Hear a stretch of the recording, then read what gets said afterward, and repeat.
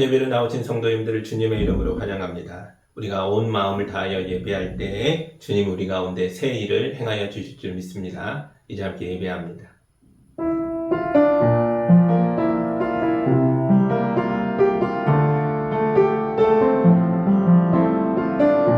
사랑의 하나님 아버지, 우리를 예배자로 세워주셔서 감사합니다. 우리 가운데 임하셔서 우리가 세상 근심을 물리치고 하나님의 은혜 가운데 설 수 있도록 도와주옵소서. 우리의 기도가 관역을 꿰뚫는 화살처럼 주님의 보좌에 닿게 하여 주옵소서. 예배를 주관하시는 예수님의 이름으로 기도합니다. 아멘. 사도신경으로 우리의 신앙을 함께 고백하겠습니다. 나는 전능하신 아버지 하나님 천지의 창조주를 믿습니다. 나는 그의 유일하신 아들 우리 주 예수 그리스도를 믿습니다. 그는 성령으로 잉태되어 동정녀 마리아에게서 나시고 본디오 빌라도에게 고난을 받아 십자가에 못 박혀 죽으시고 장사된 지 사흘 만에 죽은 자 가운데서 다시 살아나셨으며 하늘에 오르시어 전능하신 아버지 하나님 우편에 앉아 계시다가 거기로부터 살아있는 자와 죽은 자를 심판하러 오십니다. 나는 성령을 믿으며 거룩한 공교회와 성도의 교제와 죄를 용서받는 것과 몸의 부활과 영생을 믿습니다. 아멘.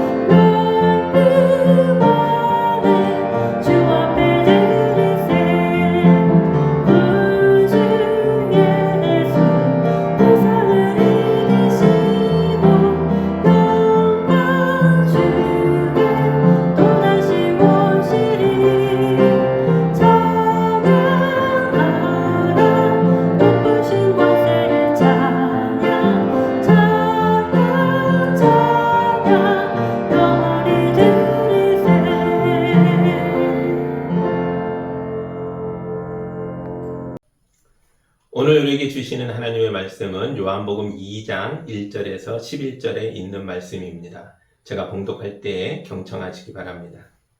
사흘째 되는 날에 갈릴리 가나에 혼인잔치가 있었다. 예수의 어머니가 거기에 계셨고 예수와 그의 제자들도 그 잔치에 초대를 받았다. 그런데 포도주가 떨어지니 예수의 어머니가 예수에게 말하기를 포도주가 떨어졌다 하였다. 예수께서 어머니에게 말씀하셨다. 여자여, 그것이 나와 당신에게 무슨 상관이 있습니까? 아직도 내 때가 오지 않았습니다. 그 어머니가 일꾼들에게 이르기를 무엇이든지 그가 시키는 대로 하세요 하였다. 그런데 유대 사람의 정결례법을 따라 거기에는 돌로 만든 물 항아리 6이 놓여 있었는데 그것은 물 두세 동이들이 항아리였다. 예수께서 일꾼들에게 말씀하셨다. 이 항아리에 물을 채워라. 그래서 그들은 항아리마다 물을 가득 채웠다. 예수께서 그들에게 말씀하시기를 이제는 떠서 잔치를 맡은 이에게 가져다 주어라 하시니 그들이 그대로 하였다. 잔치를 맡은 이는 포도주로 변한 물을 맛보고 그것이 어디에서 났는지 알지 못하였으나 물을 떠온 일꾼들은 알았다. 그래서 잔치를 맡은 이는 신랑을 불러서 그에게 말하기를 누구든지 먼저 좋은 포도주를 내놓고 손님들이 취한 뒤에 덜 좋은 것을 내놓는데 그대는 이렇게 좋은 포도주를 지금까지 남겨두었구려 하였다. 예수께서 이 첫 번 표징을 갈릴리 가나에서 행하여 자기의 영광을 드러내시니 그의 제자들이 그를 믿게 되었다. 아멘. 잠깐 기도합니다. 사랑의 하나님 아버지, 예수님이 갈릴리 가나 결혼식에 오셔서 그 가정의 어려움을 해결해주고 그 가정에 기쁨이 임하게 한 장면을 보았습니다. 우리에게도 오시옵소서. 우리 성도들의 가정마다 임하셔서 주님의 은혜와 사랑과 기쁨을 내려 주옵소서. 예수님의 이름으로 기도합니다. 아멘. 예수님이 세상에 오셔서 많은 일들을 하셨습니다. 마태복음은 예수의 활동을 이렇게 요약합니다. 예수님께서 온 갈릴리를 두루 다니면서 그들의 회당에서 가르치며 하늘나라의 복음을 선포하며 백성 가운데 모든 질병을 고쳐주셨다. 이렇게 말합니다. 예수님은 말씀을 가르치셨고 복음을 선포하셨고 사람들의 질병과 아픔을 고쳐주셨습니다. 교육사역, 설교사역, 그리고 치유사역 이 세 가지가 예수님의 3대 사역입니다. 그런데 오늘 본문에 나오는 이야기는 예수님이 평생 하셨던 3대 사역과 거리가 있어 보입니다. 오늘 본문의 이야기는 이렇게 시작합니다. 1절을 다시 봅니다. 사흘째 되는 날에 갈릴리 가나에 혼인잔치가 있었다. 예수의 어머니가 거기에 계셨고. 아멘. 예수님이 가나의 혼인잔치에 초대를 받으셨다는 거예요. 성경 전체에서 결혼식에 예수님이 가셨다라는 기록은 여기밖에 없습니다. 예수님은 공생의 3년 동안 대단히 바쁘게 사셨습니다. 새벽부터 밤까지 쉬지 않고 말씀을 가르치시고 복음을 선포하시고 어려운 사람들, 아픈 사람들을 고쳐주셨습니다. 이렇게 바쁘게 지내시는 분이 가나의 결혼식에 오셨다는 거예요. 이것만 봐도 예수님과 이 가족이 뭔가 특별한 관계가 있겠구나라고 짐작이 될 것입니다. 물론 이 가족과 예수님의 관계가 분명하게 드러나고 있지는 않습니다. 그러나 1절과 2절의 내용을 하나하나 단어별로 뜯어보면 뭔가 있다 이런 게 보여집니다. 첫째로 예수의 어머니 마리아가 거기에 이미 가서 계셨습니다. 몇 시간 정도 일찍 간 것 같지가 않고요. 적어도 하루나 이틀 이상 먼저 가 있었던 것으로 보입니다. 둘째, 예수님이 결혼식에 오셨는데 혼자 참석하는 게 아니고 자기 제자들을 다 데리고 오셨습니다. 이렇게 보면 이거 어떻게 보면 좀 민폐로 보일 수도 있잖아요. 그런데 예수님이 아주 당당하게 자기 제자들을 몽땅 동원해서 결혼식에 참석하십니다. 셋째로 이 결혼식은 어떤 사건 뒤에 사흘째, 3일 뒤에 있었다. 이렇게 시작합니다. 3일 전에 그러면 무슨 일이 있었을까요? 3일 앞으로 가면 예수님은 요단강가에 계셨습니다. 이 갈릴리 가나에서 아주 멀리 떨어진 지역에 예수님이 계셨다는 거죠. 거기에는 세례 요한과 그의 제자들이 만든 공동체가 있었습니다. 예수님이 이 공동체에 오셔서 며칠을 머물렀는지 몰라도 그들과 함께 계셨습니다. 예수님이 요단강에 오시자 세례 요한이 예수님을 보고 충격을 받습니다. 그리고는 자기 제자들에게 보아라, 하나님의 어린 양이다 이렇게 말합니다. 이 말을 듣고 요한의 제자 중에 2사람이 예수님을 따라갑니다. 그 중에 하나가 안드레였습니다. 안드레는 자기 형제인 시몬을 데려옵니다. 예수님이 시몬을 보고 너무 좋아하시면서 너를 이제 베드로라 하겠다, 반석이라 하겠다 이런 얘기가 이 앞부분에 나오는 내용입니다. 그리고 이 2사람이 또 가서 같은 고향 사람 빌립을 데려옵니다. 그러니까 또 빌립이 자기 친구 나다나엘도 데려왔습니다. 만약 예수님이 요단강에 며칠 더 머무르셨더라면 세례 요한의 제자들이 몽땅 다 예수의 제자가 될 뻔도 했던 그런 일들이 앞에 있습니다. 그런데 예수님이 요단강을 떠나셨습니다. 가나의 결혼식에 참석하셔야 했기 때문입니다. 그만큼 이 가족이 예수님에게 중요한 사람들이었습니다. 누구의 결혼식이었을까요? 누구의 결혼식이기에 예수의 어머니 마리아가 미리 와 있고 예수님도 그 바쁜 사역을 내려놓고 서둘러서 오신 걸까요? 성경이 말해주지 않으니까 우리가 상상력을 동원해서 생각해 볼 수밖에 없습니다. 여러분이 이 신랑의 부모라고 생각해 보세요. 여러분이 가난한 농촌 마을에 살고 있는데요. 우리 아들이 곧 결혼을 해야 합니다. 뭐 한 일주일 남았다 쳐요. 손님들을 이제 초청해야 하는데 마을 사람들이야 뭐 당연히 올 거고 멀리 있는 친척들도 와야 되지 않겠어요? 마리아가 살고 있는 나사렛은 가나로부터 걸어서 3시간 이상 떨어져 있습니다. 거기까지 심부름꾼을 보내서 꼭 오십시오 해야 하는 거죠. 예수님은 더 심합니다. 요단강 어느 쪽에 계시는지를 알 수가 없는 거예요. 심부름꾼에게 돈을 줘서 예수에게 소식을 전해라, 결혼식 있다고 말해라 해서 심부름꾼이 갔겠지만 이 심부름꾼이 예수님을 찾아내려면 많이 힘들었겠죠. 그리고 예수님이 그 소식을 듣고 오시기까지 했습니다. 대단히 특별한 사이였겠죠. 굉장히 가까운 친척이었을 겁니다. 많은 학자들이 이 결혼식은 예수님 가정과 친척 관계인 그것도 대단히 가까운 친척의 결혼식이었을 거다 이렇게 생각을 합니다. 심지어 어떤 학자는 신부가 예수님의 여동생이었을 것 같다 이렇게 상상하는 경우도 있었습니다. 그래서 신부의 어머니 마리아가 일찍 와 있고 아버지가 죽고 나서 이제 예수님이 장남이니까 신부 측 대표로 예수님도 모든 일을 제쳐놓고 오셨다 이렇게 보는 거죠. 이런 상상을 해보면서 그 다음 구절 3절 봅니다. 그런데 포도주가 떨어지니 예수의 어머니가 예수에게 말하기를 포도주가 떨어졌다 하였다. 유대인들의 결혼식은 잔치로 일단 시작합니다. 후파라는 거대한 텐트를 마을 공터 마당에 막 여러 개를 쳐놓고요. 막 주변으로 횃불을 막 대낮처럼 밝혀놓고 낮엔 더우니까요. 저녁부터 잔치를 시작하는데 후파 중앙에 신랑 신부를 앉혀놓고 그 앞에 어마어마한 음식을 차려놓고 먹고 마시는 겁니다. 악단도 불러서 막 연주를 하며 춤도 춥니다. 서로 막 활짝 웃고 뭐 재밌는 상황이 벌어졌겠죠. 손님이 가득했을 겁니다. 농촌 결혼식이 그렇듯이 음식이 대단한 건 아닙니다. 좀 평소 먹던 것보다 조금 더 풍성하게, 조금 더 좋게 나왔겠죠. 빵과 양고기, 소금에 절인 고기들, 또 밭에서 수확한 채소들 이런 것들이 차려졌습니다. 또 갈릴리에서 가까웠으니까 거기서 잡아온 작은 물고기들 이런 것들이 차려졌겠죠. 그래도 포도주가 괜찮았습니다. 포도주는 아주 귀한 음료잖아요. 그래서 신랑의 아버지가 포도주를 내놨다 하는 건, 그것도 좋은 걸 준비했다 하는 건 손님 접대에 꽤 많이 신경 썼다라는 뜻입니다. 그런데 이 귀한 포도주가 떨어져 버렸습니다. 잔치가 이제 본격적으로 진행되는 중이었는데 중간에 떨어졌어요. 농촌의 결혼식이 우리 어릴 때도 옛날에도 그랬던 것 같아요. 손님이 제 시간에 딱 오는 게 아닙니다. 하루 종일 잔치를 하고요. 낮에도 오고 오후에도 오고 저녁에도 오면 그때마다 계속 상을 차리는 거죠.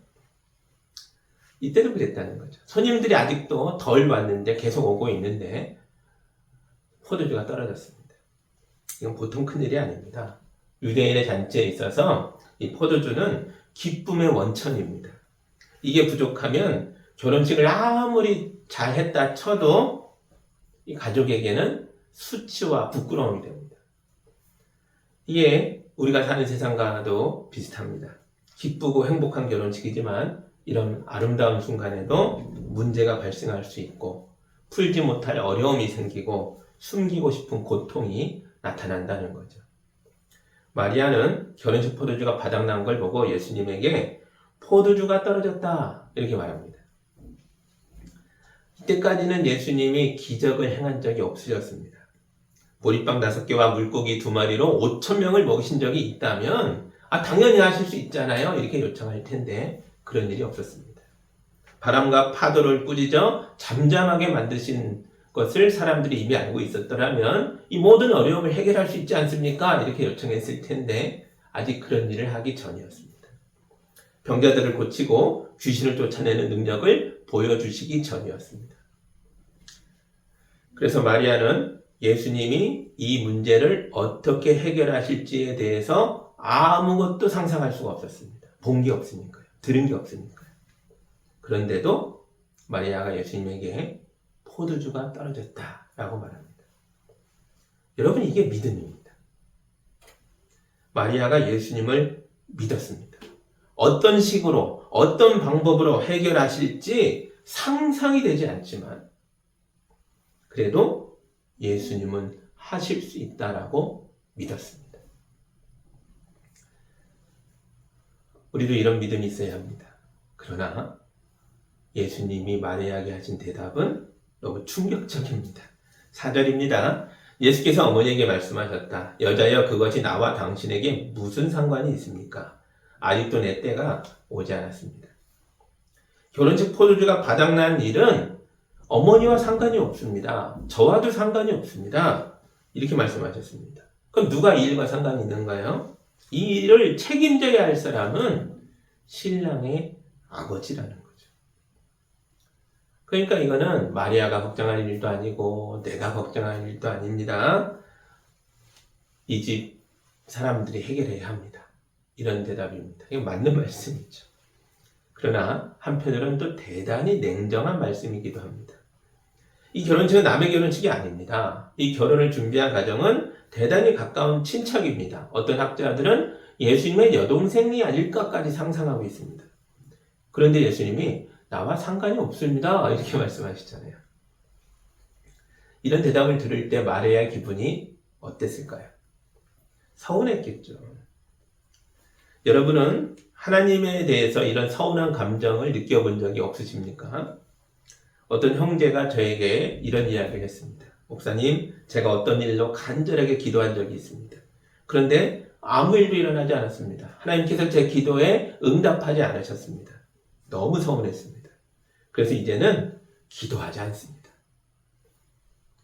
이런 말을 하는 걸 들어본 적이 있습니다. 저도 하나님에 대해서 서운함이 생겼던 때가 있죠. 열심히 기도했는데 그 기도가 응답받지 못한 때도 있었습니다. 그러나 저는 지금도 기도하고 있고요. 앞으로도 기도할 것입니다. 하나님이 저를 사랑하고 계시다는 걸 알고 있기 때문입니다. 내가 원하는 방식은 아니나 무엇인가 하나님의 방식대로 하나님의 뜻이 내 삶에서 이루어질 거다라고 기대하고 있습니다. 마리아도 그랬습니다. 5절입니다. 그 어머니가 일꾼들에게 이르기를 무엇이든지 그가 시키는 대로 하세요 하였다. 아멘. 마리아가 예수님의 말씀을 이해한 게 아닙니다. 마리아는 예수님이 무슨 말씀을 하시는 건지 그 말씀의 뜻이 무엇인지 알 수가 없었습니다. 그럼에도 불구하고 마리아는 예수님이 어려움에 처한 이 가정을 위해서 무엇인가를 할 것이다 라고 굳게 믿었습니다. 그래서 일꾼들에게 가서 예수님이 당신들에게 무엇을 요구하든지 간에 그것을 시키는 대로 다 수행하십시오. 이렇게 부탁합니다. 이게 엄청난 믿음입니다. 마리아는 아무도 그 누구도 해결할 수 없는 우리 현실의 어려움을 예수님이 해결하신다라고 믿었습니다. 그리고 이 믿음을 다른 사람들에게도 전파했습니다. 함께 해주십시다. 함께 해주십시오. 함께 기도합시다. 함께 하나님의 역사하심을 기대합시다. 물론 부모는 자식을 믿어야죠. 마리아가 예수님의 어머니시니까 당연히 내 아들이 할 거야 이렇게 믿은 걸까요? 저도 우리 아이들을 믿습니다. 우리 아이들이 앞으로 잘 해 나갈 것을 굳게 믿고 있습니다. 그러나 갑자기 우리 아이들이 없던 포도주를 만들 거라고는 기대하기가 어렵죠. 이건 부모가 자식을 믿는 믿음과는 조금 다른 믿음입니다. 마리아는 엄마의 믿음으로 아들을 본 게 아니고요. 신자의 믿음으로, 하나님 백성의 마음으로 하나님의 아들 예수님을 바라본 것입니다. 교회 안에는 예수님을 믿는 신자가 있고 아직 예수님을 믿지는 않으나 마음에 어떤 소원이 있어서 교회에 출석하고 있는 사람들도 있습니다. 이런 사람들 예전에 구도자라고 불렀죠. 어떤 도를 구하는 사람들 이렇게 봤습니다. 우리와 함께 찬송하고 함께 예배하고 있습니다. 그러나 삶의 문제 앞에 딱 맞닥뜨렸을 때 구도자와 신자는 다른 선택을 하는 걸 보게 됩니다. 구도자는 자기 집에 포도주가 떨어지고 인생의 기쁨이 떨어지면 원했던 대로 이루어지지 않으면 예수님을 버리고 교회를 떠나갑니다. 그러나 예수님을 진실하게 믿는 신자들은 끝까지 예수님을 따라갑니다. 비록 지금 우리 집에 포도주가 떨어졌고 내 인생에서 웃음이 사라졌지만 예수님이 이 문제에 개입하셔서 나를 고치시고 나를 구원하시고 우리 집을 새롭게 하실 날이 반드시 온다라고 믿는 것입니다. 어떻게 이루어질지, 어떤 방식이 될지 내가 상상도 안 되지만 예수님이 하실 것이다. 마리아가 이런 믿음을 보여주고 있는 것입니다. 이런 귀한 믿음이 전염력이 있습니다. 마리아가 예수님을 믿었고 그 믿음을 일꾼들에게 전달했을 때 그들도 믿었습니다. 6절에서 8절입니다. 그런데 유대 사람의 정결 예법을 따라 거기에 돌로 만든 물 항아리 6이 놓여 있었는데 그것은 물 두세 동이들이 항아리였다. 예수님께서 일꾼들에게 말씀하셨다. 이 항아리에 물을 채워라. 그래서 그들은 항아리마다 물을 가득 채웠다. 그리고 예수님 또 말씀하세요. 그 물을 떠서 연회장에게 잔치자리에 갖다 주라. 말이 안 되잖아요. 네, 일꾼들이 그 물을 떠서 가져갑니다. 잔치집 입구에는, 유대인 가정의 입구에는 손발을 씻는 물을 담아두는 물 항아리가 이렇게 놓여 있습니다.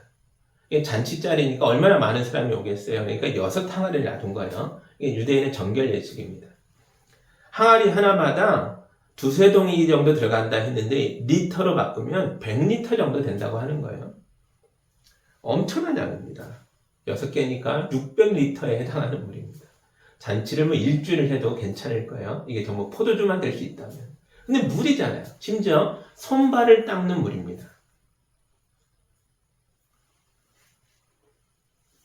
근데 예수님이 이 항아리에 물을 채우라. 그러니까 일꾼들이 물을 채웁니다. 떠서 잔치자리에 갖다 주라. 또 갖다 줍니다. 정말 말도 안 되는 명령이었는데 놀랍게도 일꾼들이 이 명령을 모두 수행했습니다. 도대체 이 일꾼들이 어떤 사람이기에 이런 이상한 명령을 수행하고 있는 걸까요? 아마도 신분이 대단히 낮은 사람들이었겠죠. 가나가 이렇게 풍요로운 마을이 아니었습니다. 갈릴리의 농촌 마을이죠. 거기에 가난한 농촌 어느 가정의 결혼식인데 여기서도 손님이 아니라 일꾼입니다. 그러니까 일반적인 농민보다도 더 신분이 낮은 사람들이죠. 이런 시골에서 농부보다 더 낮은 신분이라면 어떤 사람들일까요? 떠들이 나간 애들, 돈에 팔린 노예들, 외국에서 온 노동자들, 땅을 잃고 몰락한 농민들, 양떼를 다 빼앗긴 몰락한 목자들, 뭐 이런 사람들이죠. 생활의 터전을 잃어버린 사람들. 그 사람들이 허드렛 일이라도 하면서 도우면서 살고 있는 거죠. 그런데 이런 사람들이 예수님을 믿었다는 거예요. 예수님의 이 첫 번째 기적을 목격했을 뿐만 아니라 이 기적에 동참하는 일꾼들이 되었다는 거죠. 이들이 예수님의 손과 발이 됐습니다. 예수님의 말씀대로 행동하는 사람들이 됐습니다. 도저히 따를 수 없는 놀라운 이야기였는데 이 일꾼들이 순종했습니다. 이게 어떻게 가능했습니까? 마리아의 믿음이 있었기 때문입니다. 마리아가 먼저 예수님을 굳게 믿었고 이 믿음이 일꾼들에게 전달된 거죠. 일꾼들은 이 결혼식 잔치에 포도주가 떨어졌다는 걸 제일 먼저 알았던 사람들입니다. 다 음식을 나르고 봉사하고 있었으니까요. 근데 마리아가 이 문제를 예수께서 해결하신다라고 믿었습니다. 일꾼들과 이 믿음이 공유가 됐습니다. 마리아와 일꾼들이 왜 이렇게 친했을까요? 며칠 전부터 와 있었잖아요.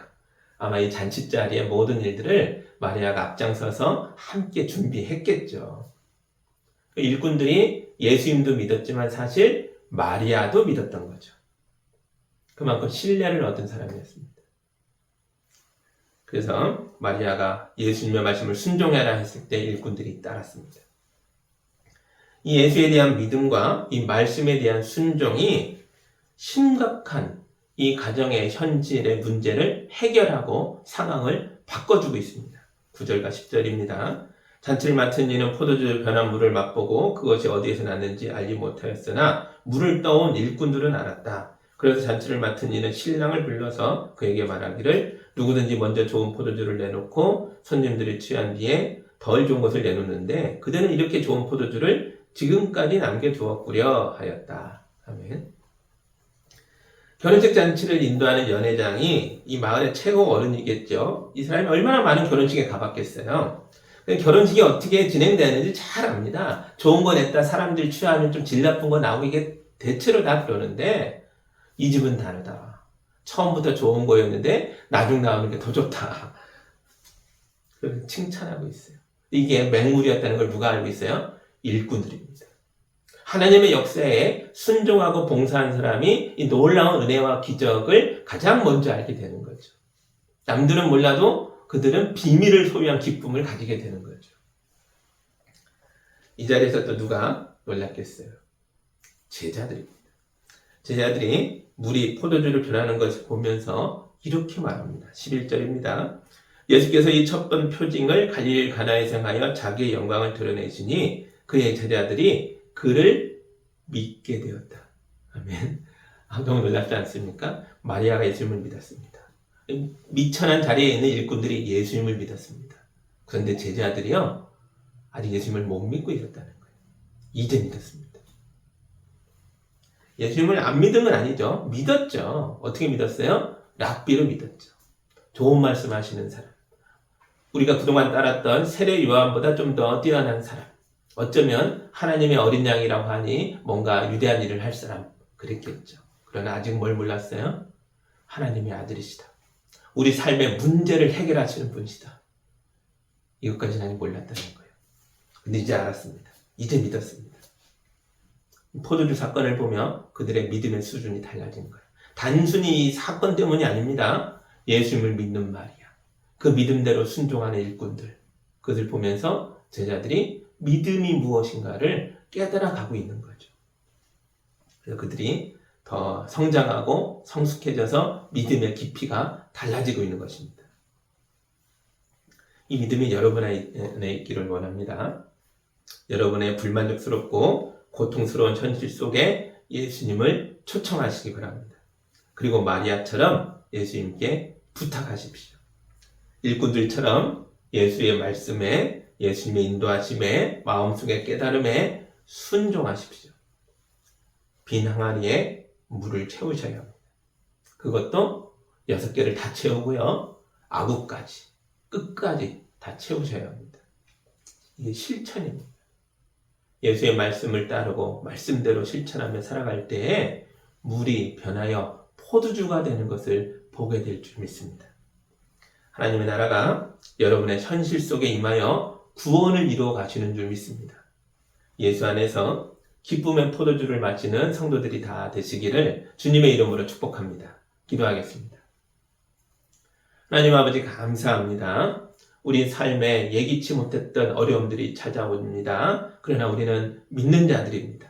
예수의 이름을 부르며 기도합니다. 우리 삶에 오셔서 우리는 알 수 없는 하나님의 놀라운 방식으로 우리를 인도하여 주옵소서. 우리가 물 항아리에 물을 채워가는 일꾼들처럼 주님의 말씀에, 주님의 감동하심에 순종하겠습니다. 우리의 순종을 통하여 우리도 살고 우리 가족도, 우리 이웃도, 우리 교회도, 이 나라와 이 민족도 새로워지게 하여 주옵소서. 예수님의 이름으로 기도합니다. 아멘.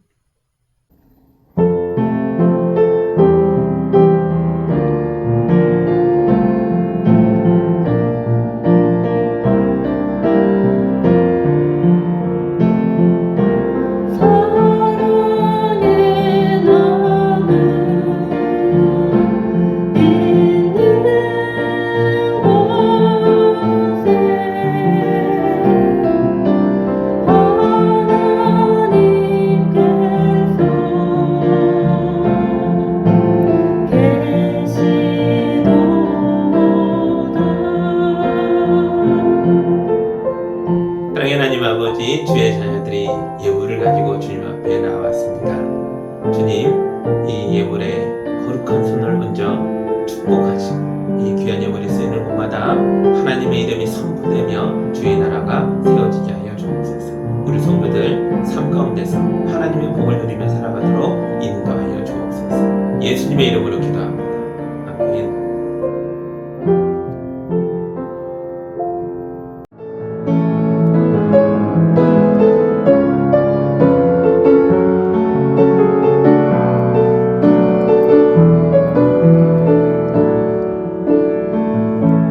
세상을 보니 그들이 증명하는 것 명예와 가진 재물과 힘과 자랑 뿐이라 헛되고 못돼 허망한 것을 위하여 가장 귀한 주를 부인함이라. 주님을 믿고 주 안에 살아가는 것 얼마나 못된 일인지 증명할 수 없으리. 주님을 알고 그 안에 자라가는 것 가장 귀한 주를 경험함이라. 하늘의 것을 구하게 하소서. 영원한 것을 놓치지 않으리. 주님의 말씀 내 삶의 능력 되시니 나 주를 힘입어 그의 뜻이루니 내가 속한 곳 거룩하게 하소서. 주님의 마음 놓치지 않으리. 주님의 세대 믿음이 여갈 주님이 되어 거룩한 주의 나라 세워가리니.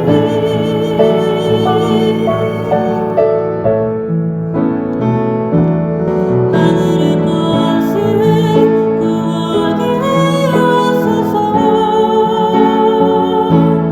영원한 것을 놓치지 않으리.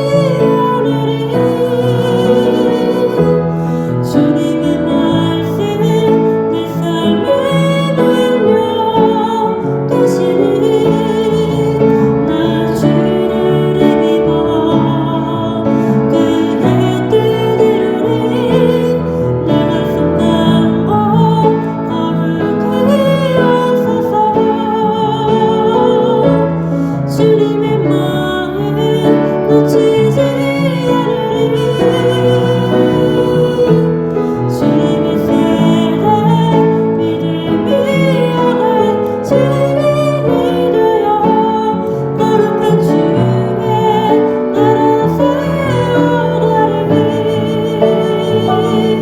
거룩한 주의 나라